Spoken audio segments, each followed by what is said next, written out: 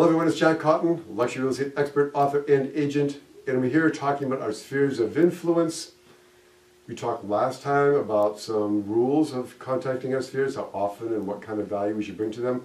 Here we'll talk a little bit about some of the mistakes we want to avoid when contacting our sphere of influence. First of all, not doing it. That's the biggest mistake most agents make, is not even writing down their sphere, not even quantifying their sphere, not even figuring out who's in their sphere. Oh, that's just too big, that's too much. I gotta find the right CRM. I'm not even gonna get started until I find the right CRM. Just do something. Too much getting ready, looking for the right CRM, looking for the right filing system, thinking about the right value to bring. Just, you know what, Zig Ziglar, I've said this before, I have this great saying which is like this. Anything worth doing is worth doing poorly. Anything worth doing is worth doing poorly. You can always fix it later. You can always enhance it later. You can always do it better later. Just do something now. Stop getting ready. You know, I'm thinking it's too expensive. I need an assistant.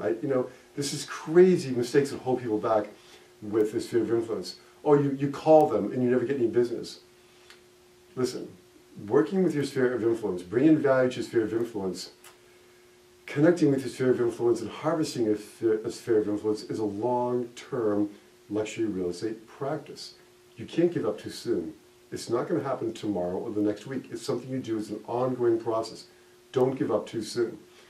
Contacting people too infrequently or irregularly is a huge mistake you can make. Only asking for business. You've got to bring value with each and every contact you have with people in your sphere. So only asking for business is a huge mistake. They're going to think you see ATM stamped on their forehead. Never asking for business is just as bad. Just bringing value without asking for a referral is just as bad.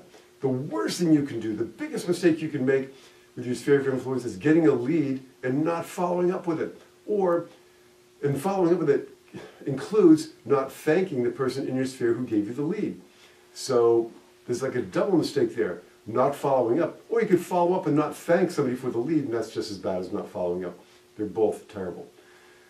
Oh, and there's problems in your head. You know, 99% of what bothers us in our luxury real estate business is all upstairs in our head. It's a bad market. Why try? Things are slow. Rates are this. Inventory's low. Why even call anybody? Because nothing's going to happen anyway. The market's really bad. So we got to get rid of that.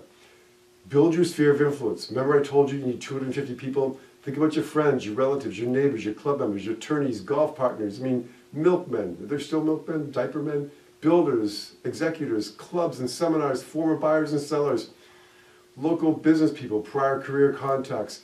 Go to page 172 in Selling Luxury Homes. There's about 150 different categories of people in your sphere of influence that you can be in touch with. Anyway, keep a record, name, address, and phone number of each person. What's your occupation? What are their social media handles? What are their family names and ages? Birthdays, hobbies, and all that stuff. Just make records of all this stuff. I do it in Outlook. I'm still trying to find the perfect CRM. I'm not real thrilled with how I'm doing it now, but you've got to do something. And when the right CRM comes along, you can update everything. And what's their preferred method of contact? Keep a record of your contacts. So when you talk to them again, you can go back and see what you talked about the last time. You can do all that in Outlook. It's pretty easy. And what referrals have you been given by them? Remember the sphere certificates I talked about several weeks ago, and I have an abbreviated version that I sent out on request. Get my sphere of influence certificate to quantify the value of people in your sphere. And you should use the full-blown one that comes with the book, Selling Luxury Homes, because you can track all the referrals you get from all the people in your sphere of influence. Now you've built a record of that referral business. Now you've got something you can sell or create as part of your exit strategy from being a real estate agent.